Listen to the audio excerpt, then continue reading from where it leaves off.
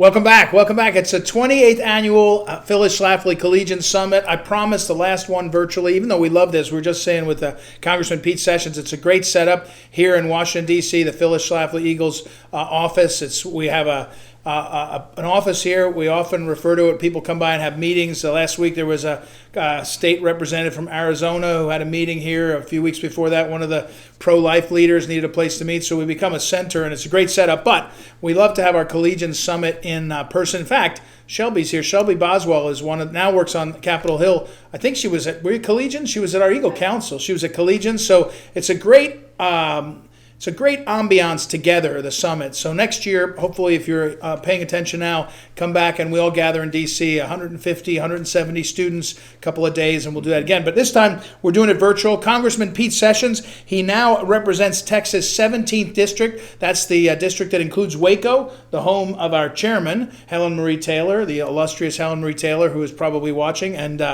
he has been a friend of mine for many years and has been great on a whole bunch of issues, the right to life issue, on leading. He was on the Rules Committee for a couple of years, which is actually, if you don't know the House, if you're probably took a poli-sci majors on here that don't know what that means, you should study this. The Rules Committee controls the legislation as it gets to the floor, a lot of other procedural things that's really important. So, and maybe we were talking before we started, maybe the more important, not most important, more important detail is Congressman Sessions ran the NRCC, which is the elections part of the Republican House, in 2010, a couple times, I guess, 2010 and 2012 back then. And so he knows how races are run. So welcome, Congressman Sessions. Yeah, thank you. And by the way, being here at this beautiful house means that conservatives from across the country have a clubhouse to come to. We used to call it a safe house, but that's not as trendy now and after some things happened. Well, this is a haven then. Yeah. A haven for conservative ideas of people who come here with really refreshing ideas about winning off the things that we believe makes not just life possible, but that gives our country. We believe in American exceptionalism. Right. Gives America a home right here. Congressman Sessions, I think I saw you a week or two after the election. I can't remember. But we were talking about this, and you said something which I've summarized to a lot of people. You said something like, we won in November a lot of House seats. People didn't understand how we won so many House seats when the president lost, which is another conversation. But you said, a lot of people think they won because they're great candidates. And you said, we got a lot of votes, but then the difference maker was this MAGA group. And the MAGA group believed in that in the Republican Party. And if you forget that, you don't have as big a pool to win. And you were nicer than I'm going to say it. You said a lot of these guys that won, they think they're smart at messaging, when it was that MAGA group that came for us. How do you describe that, and then how do you tell young people who are like, hey, I like that new Republican Party. They're fighters, they were energetic. I don't necessarily like the old one, or you know what I'm saying? Well, I want them to like the Republican Party because we stand for freedom and life and liberty and those things that are great. But in particular, our conversations were really about people who felt strongly about coming out to vote to support ideas that became very apparent in front of them that had not been present in politics for quite some time. Some would say since Reagan. Right. A real strong message about how important it is for our country to not just succeed, but to lead the world. You see, the world is better when America's great. Right. And everyone rises to that level then to be just like us. There are people still, and whether we like it or not, who come to this country because they know what we are. They know we are a creator of better ideas and a better life. But we also have to protect that. Our sovereignty is important. And over time, we have found that it's like a bucket of paint where you mix other colors in. We're becoming less of what we really were. There's no red, white, and blue in that paint right now. It's a mixture. It's a pastel. And for someone to stand up and say, we want to bring Americanism back. Right. Not at all costs, but to so that we have a brighter future. people gathered that. They gathered that and they rallied around that. We saw it in Pennsylvania, saw it all over the country. Is now to this Congress? I did get a question earlier preparing, and I want to ask you because you've seen a lot of legislation. You've been up here 2 decades more. HR 1. HR 1 though. Nancy Pelosi floated that for years, a version of it, right? She floated, that was her top priority every time, was all this crazy stuff. She never had a chance to get it. This time she has a chance, might have a chance. What does HR 1 tell you? All you hear out there, and young people probably hear, oh, the Republicans want to stop voting rights, they're for Jim Crow, which is insane. But what would HR 1 really do? HR 1 is a simplistic way to say it's single-party government.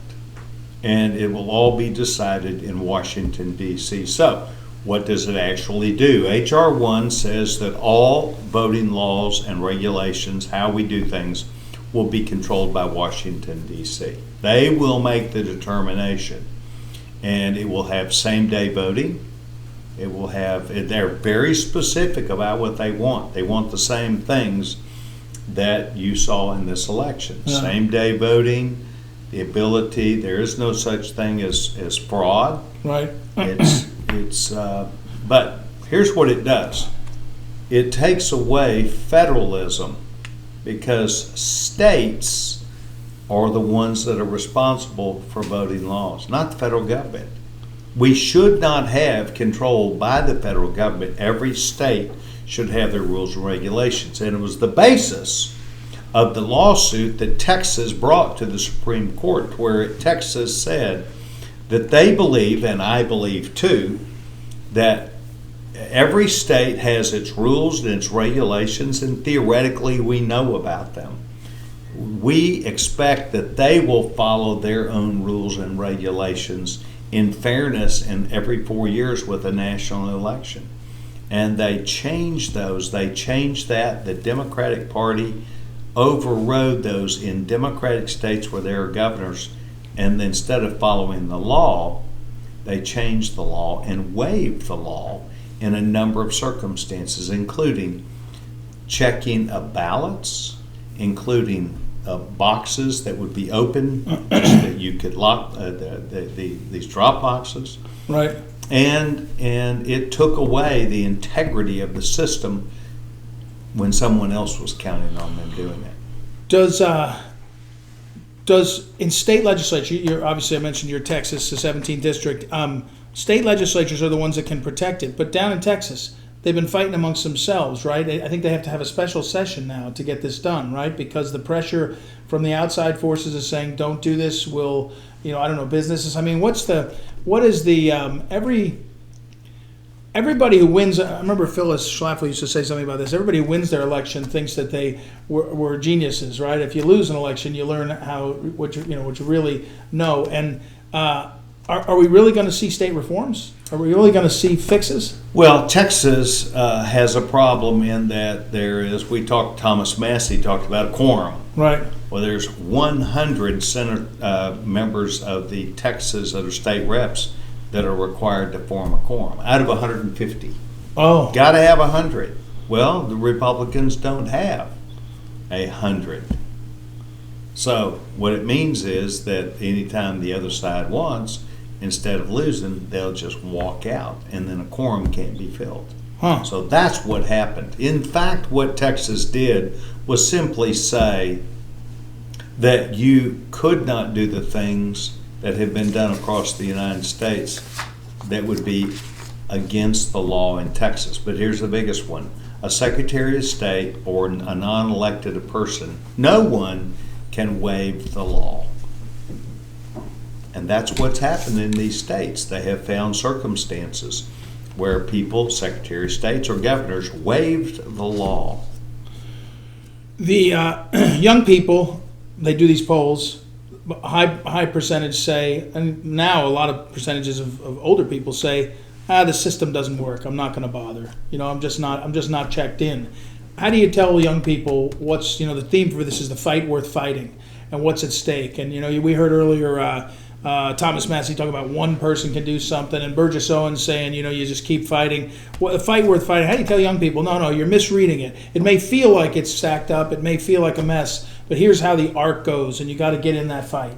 Well, every vote does matter, and every person that has a vested interest in their future needs to come vote. They need to understand this country is at a tipping point. Right now, we're at a tipping point. We are in the United States Congress. If one Democrat senator changed their views, might take two, but one senator, if they changed that, it could mean that they could get cloture. And cloture is what's required to be able to handle legislation. See, Rules Committee's on the House side. Right. They have senatorial courtesy. So it's close. Every single person that votes in an election is important to us because they represent keeping our spirit of a republic alive. John? Well, being in I guess Nancy Pelosi has a majority of about 5 members. Plus five, but just even though the margin is very slim, it gives her the power to run the place. And we've heard that being in the majority isn't fun for a lot of, being in the minority isn't fun for a lot of members. So how do you and your fellow Republicans see, first of all, surviving the Pelosi Congress and changing it for next time so that we can get some conservative legislation passed? It's important to remember that we went through this same type of thing in 2009 and 10. You will well remember. I remember it well, yeah. On March the 22nd, 2010, they were on the floor with Obamacare. No Republican voted for it. But we vowed at that time, because they were not truthful about it, they vowed of what all these things would do. And then Nancy Pelosi made a mistake and said the famous words, "We got to pass it to find out what's in it." And that was a mistake for the Democrats because, in fact, they did not know what was in it.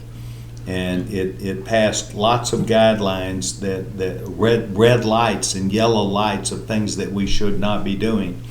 Obamacare is the most expensive, most difficult health care bill we've ever seen in our life, and it is discriminatory, and it means that children cannot go to a children's hospital because Obamacare will not cover a children's hospital. And that, most people don't know this. They have been lied to by the Democrats enough. You notice the Democrats are not pushing Obamacare anymore. They want Medicare for all. They want a senior-designed program for children. It just could not be so far from reality, but that's where they are. So what's the Obamacare for this term? Have they Well, done something? the Obamacare for this term is H.R. 1. Is it? It is taken away, and it may be the spending, and it may be they have added up what will give us more than enough ammunition Right. to suggest to people you are losing your freedom. But bankruptcy is probably the biggest one that people will see, because we will add inflation and $6 trillion. That is just unheard of. So remember, Bill Clinton did the same type thing, and then came up after he lost his first 2 years and said, the era of big government's over. Yeah. Then Barack Obama made the same darn mistake, and so it will happen to Joe Biden. What the difference in 2022, in my experience, and for college kids, if you were 20 in 2021, you were 9 years old in 2010. To remember it, I agree. It started to build in 29. People said, "Wait a second, we elected this Obama guy, and the direction of everything is way off." And there was the stimulus, there was Obamacare, there was I don't know. Did they change the light bulbs back then? My wife is still mad about the light bulbs at some point. I think in They there. did. So all these things that they did, it was like whoa, and America started to turn. The difference in 2022, in my opinion, all things being equal, you should be facing the same kind of election, except we've never had the power of the tech, big media, big government, I call it the narrative machine, that is able to make a third of the country mentally unbalanced. If I'm being fair, I'd say people know it. If you have people that watch, if you are someone that watches CNN a lot, the chances of serious mental illness are high. I'm not joking, by the way. There are studies on this. So that power is different than anything before. Well, in fact, the media and all these ABC companies, so to speak, that control the content, right, are very biased. They are selectively picking what will and what will not be allowed. Right. And I believe that what they have done is become manufacturing. They have decided what will be in there. And this was never intended in the law. And so for someone that believes they're protected, they aren't. They also use their monopolistic powers right, to keep their power in what they do. So I believe there's legislation right now, a guy named Ken Buck, my little brother out of Colorado, right, and Ken Buck. It's bipartisan. He and David Cicilline, a member out of Rhode Island, have come up with 6 different bills that they believe address the circumstance that will level the playing field. No one should be taken advantage of by someone that thinks they're above the law. Will it pass this time, you think? Well, I don't know. I mean, whose power is on the other side? Think about the power that's on the other side that they control content. This same thing happened with the media with Shays Meehan, and when we get into Kennedy McCain, and of course then right, our president George W. Bush felt compelled he had to vote for this. They said it was about leveling the playing field, so because there was too much money being spent in politics, and what happened? It went tenfold that. Right. So I don't know that you can trust people that claim they're there for your best interest. One last question. We were asking everybody a question about what motivates you to keep the fight. You know, you were in Congress 20 years. You lost a race. You could have gone on and had a normal life. You came back for this. What motivates you for this, to keep this up? The thing that motivates me is that they did not win it off their ideas. They won it off being silent and simply saying we can do better than the other guy. And what they have done since then is the last 3 years, they have torn the fabric out of the underpinning that made America great. And I don't mean making America great like Donald Trump. I mean the things that brought America to be the greatest nation in the world. The things that brought America to where we had respect for our military, law enforcement, and the things that would really build respect and integrity across the United States. And they have attacked every bit of it. What do you tell the college kids to do right now? What they care about these issues? That some of them, they're watching this, so they're more conservative. They're saying, I believe in this America too. What do you tell them to do right now? What should they be doing? Well, we've got some 35 students that are in our office right now this summer. Interning, yeah. Yeah, we're teaching them Uh-huh. that the things that made America great, not the Donald Trump stuff, the things that make America great is a limited federal government, is unlimited power back with people, but getting up, going to work, and creating things that will sustain them in their life. And lastly, having a big dream, and it's not sitting at home and letting somebody else tell you what to do. It is you out being active and involved in making this country better. What about make the big deal the big deal? Make the big deal the big deal. That's one of his. That's one of. You know, and you hear me often say this, yeah. but I have 2 boys. One in the top 2% academically, who's now is in his 3rd year of residency as a medical doctor, wow, MD, and a Down syndrome son who's in the bottom 2% academically. Both are Eagle Scouts, both have their head up, both are young men who want to go succeed and be something more in life. And if you can take somebody in the bottom 2% academically and the top 2% academically, think of everything that's in between. Our country provides the spark plug of dreams to let people know that we can go get it done. And the word that Alex, my Downs guy, loves the most is can. We can do it. And I believe it. Pretty good. Yes, we can. No, let's not do that. No, let's remember. Yes, we can. Yes, That was I know Obama. that. Sorry about that, but all right, we'll forget about that. All right, Pete Sessions, Congressman Pete Sessions. If you didn't catch that, if you want an internship in his office, he's got like 20 more spots. You can get in there and see. So And a Baylor girl who that's who right. runs the place. Runs the place. That's right. One of our collegian alums is in charge of the office, and so that'll be even easier. Just tell Shelby that we sent you. So thank you, Congressman Sessions, for all you do, bless for you. being with us. And we're going to take a break. We'll have a